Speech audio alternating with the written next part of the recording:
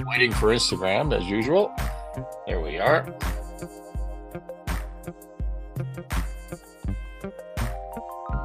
Live on Instagram, Facebook, the LinkedIn, YouTube, X. We are good to go. Let's get the comments on. Is it 8:30? It is 8:30. Let's get started.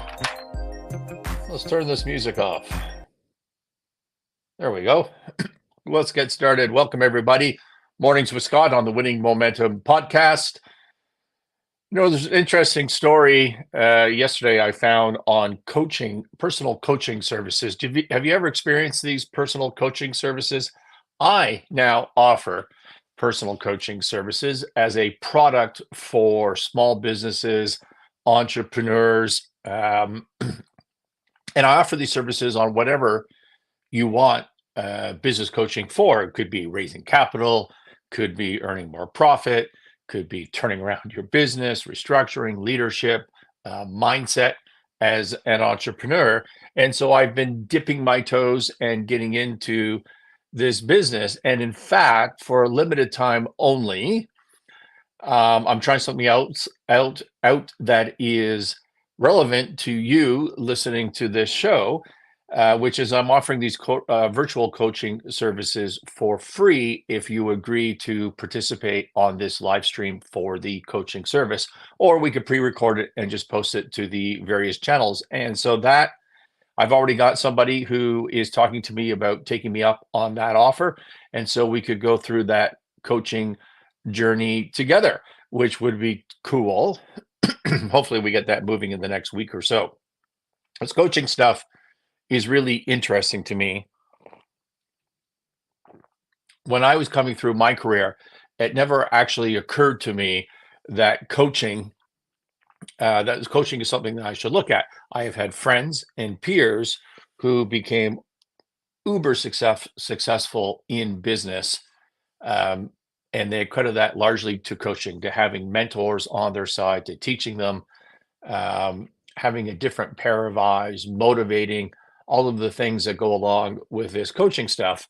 But for me, it never occurred to me that I ought to do it. In hindsight, maybe I should have. But this really hit me, let's say about a year and a half ago, I think it was. Maybe it's coming on to 2 years. I did a business speaking event in my local hometown of about 4,500 people. I had written new content. I wanted to get on stage. I wanted to do it in front of a live audience and just check it out. See how it was received by small businesses, which is what that content was geared towards.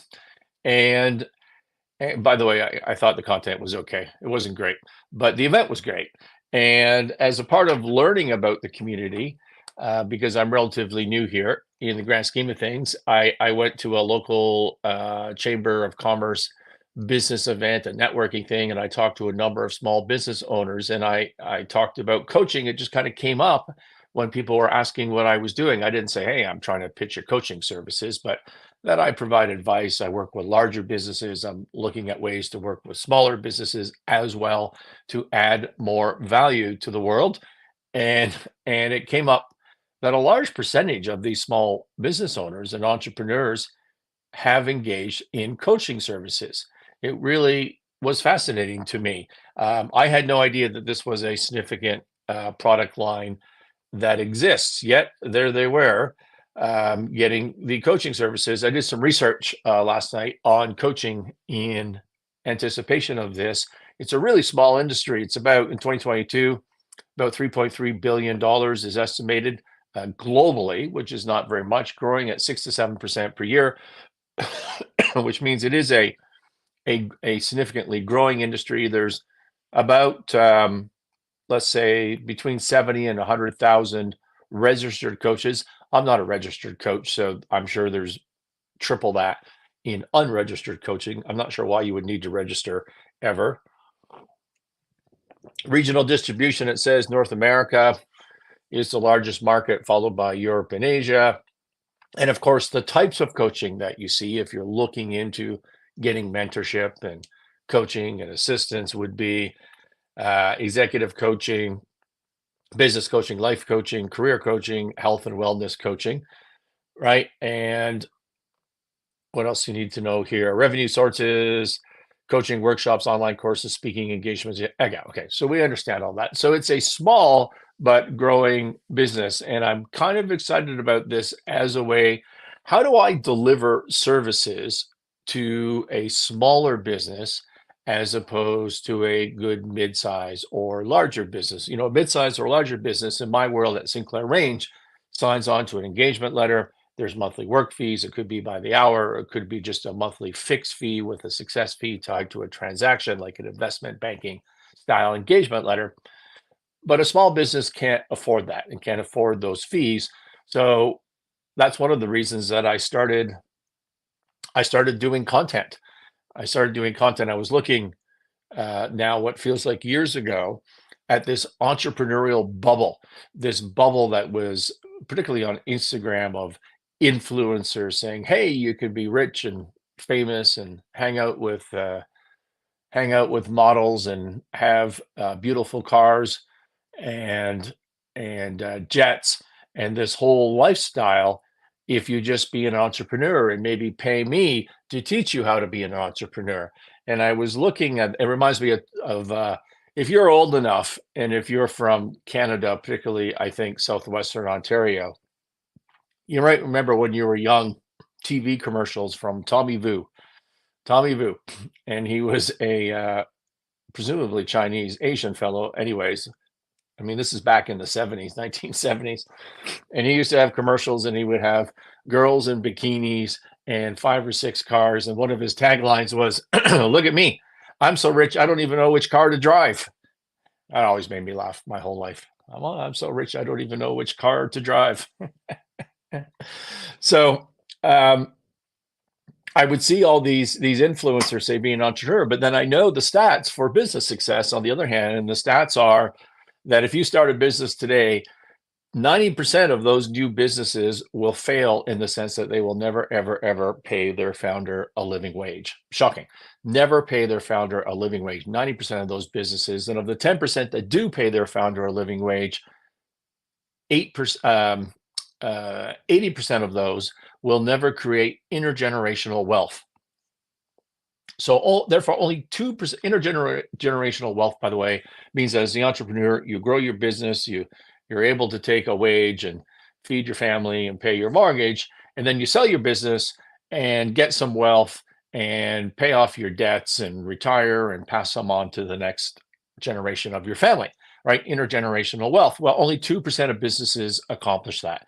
And so what I thought to myself is you have all of these influencers on social media saying, "Hey, this is the right way to live your life. Don't work for the man, be an entrepreneur, be the number one." Whereas, of course, a lot of wealth is driven by being the number 2 or 3 or an employee and living a simple lifestyle. And on the other hand, you have these failure statistics, which are egregious. And so one of the reasons I started creating content, and this show is just a derivation of that, is to try to change those stats. What if we could change that 90% to 89%, to 75% through knowledge of how to raise more business capital, earn more money, and just be a better leader in business all around. That was the idea. And I'm certain that we don't have any impact on those statistics as we work through this, but we are providing good content, and I get lots of positive feedback on that goal. So that's the reason I started doing it. But on the other hand, I have a lot of concerns about the coaching industry in general, and I think we should all be skeptical. You look at those influencers, you look at those coaches on Instagram and social media. A lot of these people with the visuals in the background hanging out with celebrities, celebrity marketing, car marketing, jet marketing, model marketing. These people have never done anything other than market to you. So how can they coach you to be a success in anything apart from becoming a internet social media influencer? They can't teach you anything because they have no life experience. You see these 30-year-old Ivy or 28-year-old Ivy League graduates who turn immediately their job as a life coach.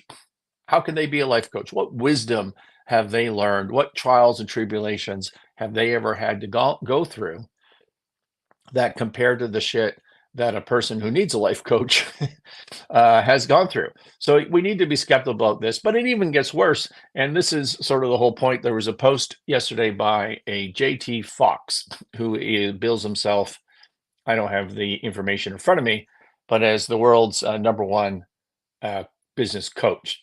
And whether that's true or not, I don't know. But I will tell you this: I know JT Fox. I'm a member of a group of his and on investments, and he's a really interesting fellow, a very successful fellow, and he is polarizing for sure. But I will tell you, from my point of view, I have all the time in the world for him. He's a pretty good dude, and he's smart, and he calls it the way he sees it, whether you like it or not.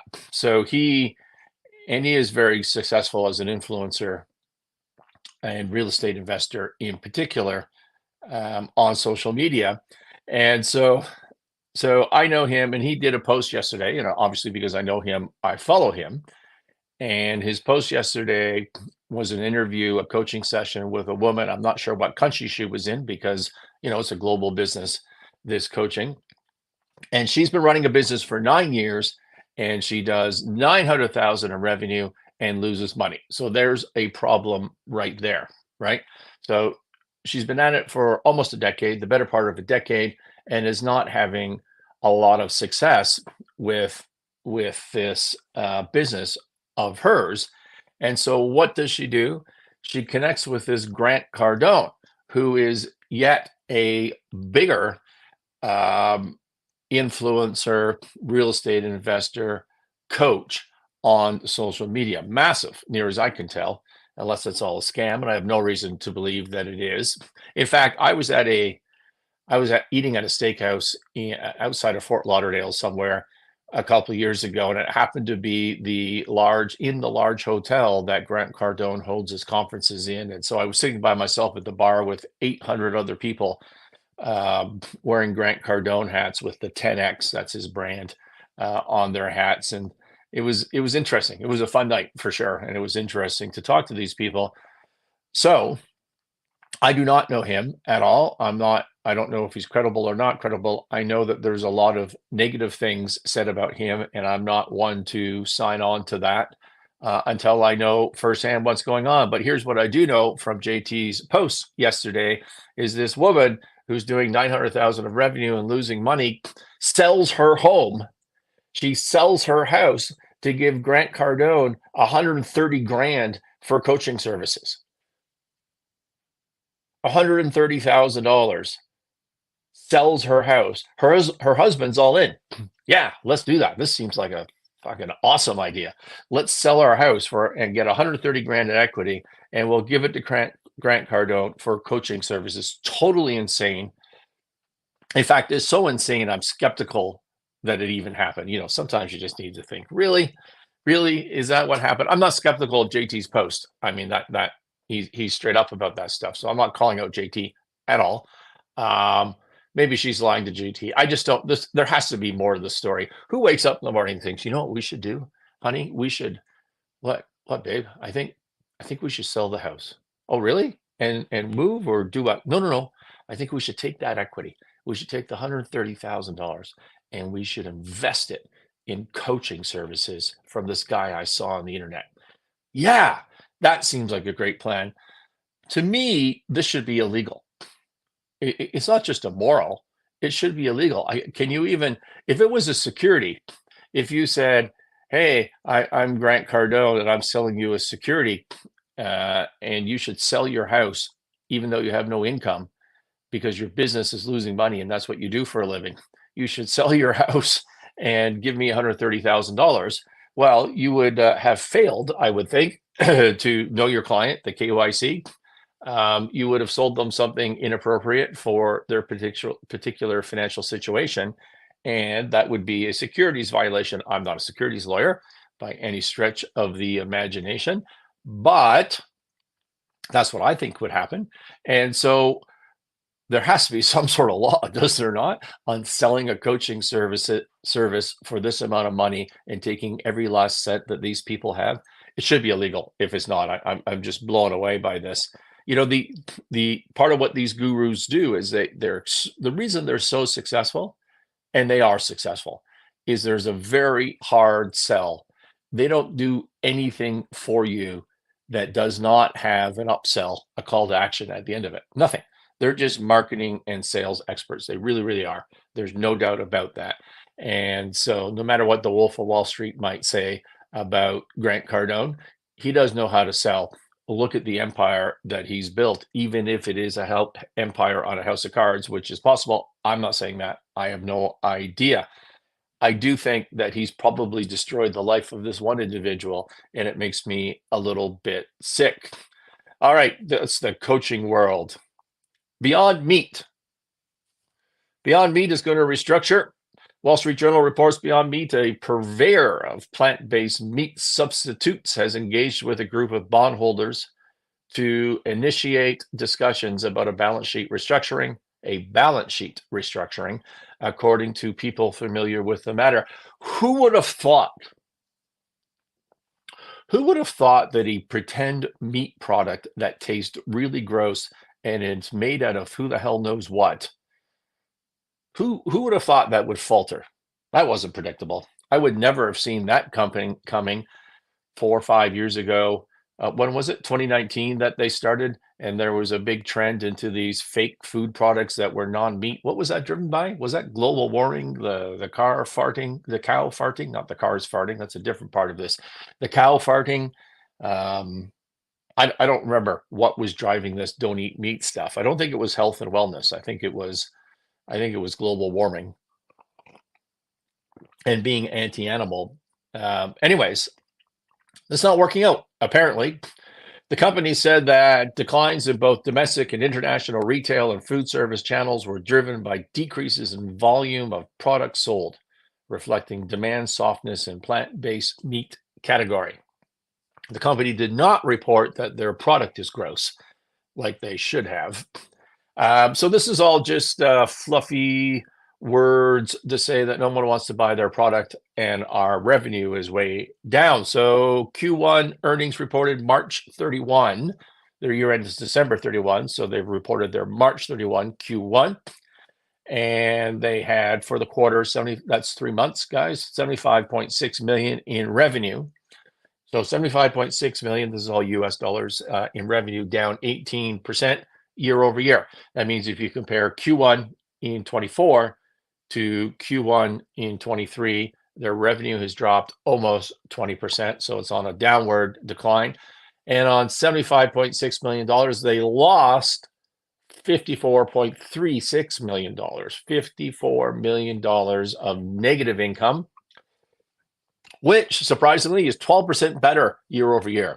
So the year before, they had higher revenue, but actually lost a lot more money. I think it was 59 million, something like that.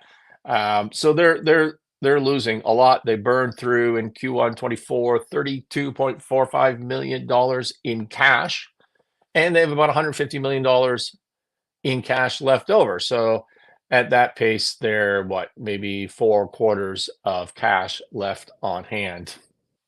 And so there's some stats for us. Bondholders are lenders to the company, are owed about 1.1 billion of convertible notes. A convertible note is a loan that you can convert into equity or something else. You can change the nature of that investment in the company. And so they're owed about $1.1 billion. These are the people that management have initiated restructuring talks with, balance sheet restructuring talks. Those convertible notes also trade on the open market, and they're trading at about 20 cents on the dollar. So according to the Wall Street Journal, so presumably you could go buy one of those notes right now, which I would highly recommend that you don't, even though I do not provide investment advice. You can go buy one of those notes you can buy $100,000 worth of those notes. So the company owes you $100,000. You can buy that for $20,000 on the open market. That's what bondholders think of this company. They're willing to sell at 20 cents on the dollar. The stock traded yesterday at $7, giving a market cap of $460 million. Market cap is when you take $7 stock times all the stock that is outstanding, you get the total value of the shares of the business according to the market, right? Other people, strategic purchasers, may value the company differently, but according to the market, it's worth $460 million, the whole thing, the equity. Okay. By the way, you buy that if you were to buy every share for $7, which you couldn't do, but just as a thought experiment, if you were to do that, you still owe these bondholders $1.1 billion because they rank ahead of you. So the stock yesterday was at $7. Maybe that was 2 days ago now, since I was reading the article yesterday, and it is down 50% year over year. So it would have been, say, $14 last year, but in 2019, and at $14, it would have had a market cap of close to $1 billion. So they lost half of their equity value in 1 year. But in 2019, they had a market cap of over $10 billion. So in 19, they went from $10 billion of value, 2021, 22, 23, all the way down to $460 million of value. This is clearly a trend that is not going very well. So what can we conclude from all of this without, by the way, having done any financial analysis whatsoever? What can we conclude from this? Well, let's talk about a balance sheet restructuring. And the reason we're trying to conclude things is we should be able to look at stories and some basic numbers and very quickly determine some obvious things.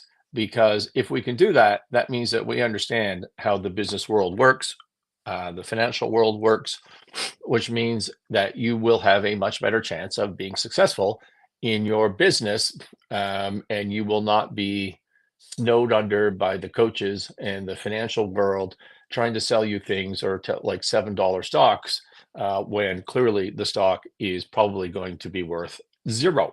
All right. So what is a balance sheet restructuring? Well, that means effectively that you're insolvent. The company is insolvent and it's unable to pay its debt. It can't pay $1.1 billion to its bondholders, which is why if you're a bondholder, you're willing to get out at 20 cents on the dollar in the open market.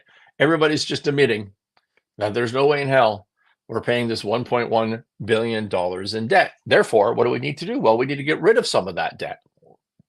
How? Well, there's lots of ways. There's lots of ways in a restructuring, but they all involve going to a bankruptcy judge, filing bankruptcy, likely a Chapter 11, unless you can do it voluntarily, which is difficult to do. Not impossible, but we often try to do that with smaller businesses, but not impossible. And you go to a bankruptcy judge and you say, hey, we're losing money. We can't pay all this debt.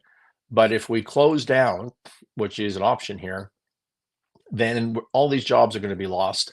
And so what we ought to do is seek protection from you and have your assistance to restructure this. We'll come to you with a plan that we negotiate and you approve it, and we will restructure. Now that restructuring, really when you're negotiating a debt restructuring, it really comes down to how much do I owe you? How much of that am I going to pay and over what period of time? And the negotiation comes down to, I can pay you more if we spread it out over a long period of time, and I can pay you a lot less if I have to pay you out today. That's what a restructuring is. And no matter what the outcome of that negotiation, it will be terrible for common shareholders. We know that for a fact. Common shareholders on this deal are going to get wiped out. Yet, like always, they're trading at $7 a share, and they think, well, maybe this company will turn around. It's at an all-time low. I know it was worth $10 billion, and it's only worth $460 million now, but it's going to recover. Maybe we'll get a little pop on this stock. Over time, this stock is going to zero. I don't give investment advice, but it's going to zero because the company isn't worth that much. and there's $1.1 billion of value sitting in front of you. Balance sheet restructurings are necessary when you have too much debt in comparison to your cash flow and earnings. In other words, do I have enough earnings in the future to pay off this debt? I do not. I need to get rid of some debt. You can't pay your obligations when they become due, and therefore you need less obligations. Right. So, but here's the problem. Balance sheet restructurings do not fix the fact that they're losing money. This is a different issue. Okay. When you're doing turnarounds, you get a balance sheet restructuring. I can't pay my debts. I need to deal with that. But also, I'm losing money. That's a whole different issue. They lost $55 million in the first quarter, which was actually better than year over year than Q1 2023. So in 21, they lost for the year, they lost $182 million. They lost $366 million in 22, and they lost $338 million in 23. No amount of balance sheet restructuring is going to fix that. To fix that, you need to earn more money. You need to do that by increasing your margins. You need to do that by aggressively cutting costs. They don't appear to have done any of that in the last 3 years, this management team. And that speaks to the quality of the turnaround leadership, and that they have the wrong leader in place to take them through this transition. They should all resign. They should all resign. Like, I know nothing about this company. I know a little bit because I was, when they came out, I was helping in the food service industry and food production industry. And in fact, we were making a product that was a plant-based substitute for a animal protein. I'm not going to tell you what it was because that discloses too much information of a prior client, but I have some familiarity with this. But I haven't looked into it right now. But the whole point of this is to understand, when you're looking at a company from the perspective of an investor, from the perspective of leadership, from the perspective of just a consumer of business news as a student, for whatever reason, you should be able to look at this and just make some early conclusions, which is all that I'm doing right here. Prediction. In all likelihood, this business is going to be sold to a strategic purchaser. A strategic purchaser is someone who is already in the biz, and they can cut all the costs and pick up the good stuff out of the target company that they're trying to acquire and have a bunch of synergies. We'll talk about those at some point, what that means on the show. And there'll be a significant haircut discount to the bondholders, and they're going to get cents on the dollar, and the common shareholders will effectively get nothing. That is my prediction. And you have people right now buying those shares at $7. It's a shame. They ought to listen to this show. I do not give investment advice. I'm not telling you to buy. I'm not telling you to sell. I'm not telling you to hold. And I remind you, I have not done a deep dive on this. I'm just making some pretty easy, and I don't own any of this, by the way. Although I should start shorting this. That would be useful. Might be a good trade. Anyways, that's my thoughts. Just remember, from a turnaround, from a financial point of view, really boils down to a couple of very easy things. And often I find business owners and turnaround leaders, or leaders that are thrust into this turnaround space, they miss some of this. But you really need to just think of three basic things when you're thinking about the financial part of a turnaround, not the culture part, not the leadership part, not the stakeholder communication, negotiation, persuasion part, but the financial part. It really comes down to this. And in this order: can I make money? Ever. Right? I've talked about this before. You do your cash flow, you do your model, and in the end, money. Something just flickered on this, so I hope we are still live. Yeah, I think we are. Anyways, can I make money ever? Because if you can make money, now you have something to work towards. If you can't, there's no turnaround, right? So just on paper, I don't mean you actually have to execute. Just over a 13-week period, say a 3-month period or a 4-month to 6-month period, is there something I can do to change to make money in this business? That's the first thing you need to answer in a turnaround.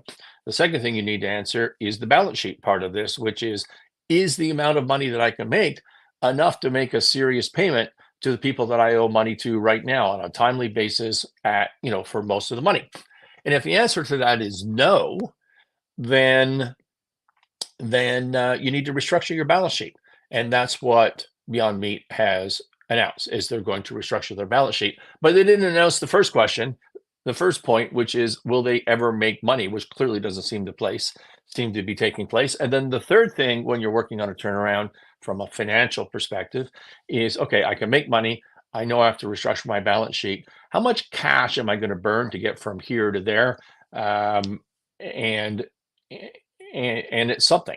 And then how am I going to finance that cash burn to get me to a point where I'm self-sufficient because I am profitable? All right, I had another point I was going to bring up, but we're already 30 minutes into this. I feel happy with today's live stream. Yesterday I was super frazzled and I don't think I did a good job. So for those of you that suffered through that, apologies. I am on the road later today, and so I'm going to try to do this from a remote location tomorrow morning, and we'll see how that goes. But this whole experiment of every morning live streams is not going to work if I can't do it on the road. So I'll be suffering through the technology part of that, and we'll see how it goes. Thank you for checking in. Thank you for listening, joining the community, and we'll see you tomorrow, 8:30 a.m. Mountain Time.